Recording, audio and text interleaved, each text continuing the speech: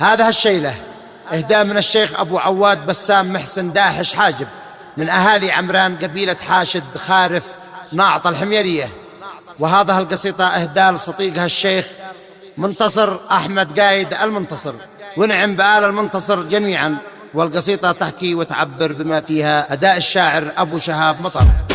وعوادي بعد السلام والتقدير والاحترام، بقوى شعري وقوى كلام، بمدح شخصي غالي وجيد، يا الهاجس ببحري تطوف، لف الكون كل لفظ، هات القافية والحروف بقوة مداها بعيد، اسرع وقتي لا تنتظر، للشيخ الوافي منتصر، بيه كلنا نفتخر، وصل لي بيوت القصيد، يغلى شيخي بسام قال لك قدرك على كل حال، أعلى من شيوخ الجبال في عيني وهذا أكيد، وأنا المنتصر كلهم يعتزون في شيخهم، ونعم فيه ونعم بهم، قوم ذوي بأس شديد، له تقديري عند القبل، ما حد فيني حل يحل، في كل المواقف رجل، عند الكل راية سديد، لا تاريخي من ذا القدم،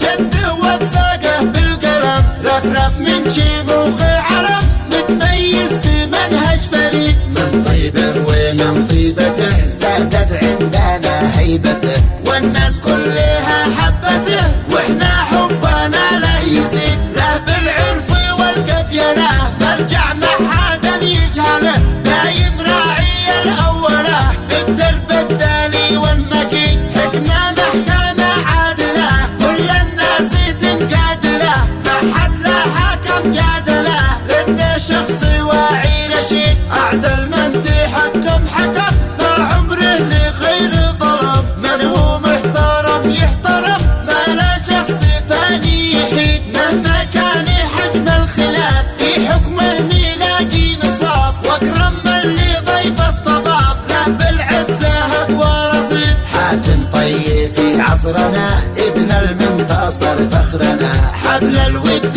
ما بيننا، غالي مثل حبل الوريد، مهما قلت في وصفهم، ما اوفيتكم حقكم، يغلى شيخي ونعم بكم، فعل الله عمرك مديد، في معروفكم والصنيع، لك تقديري عند الجميع، من تدعيه لبى سريع، لو كانت بيت العد رعيد،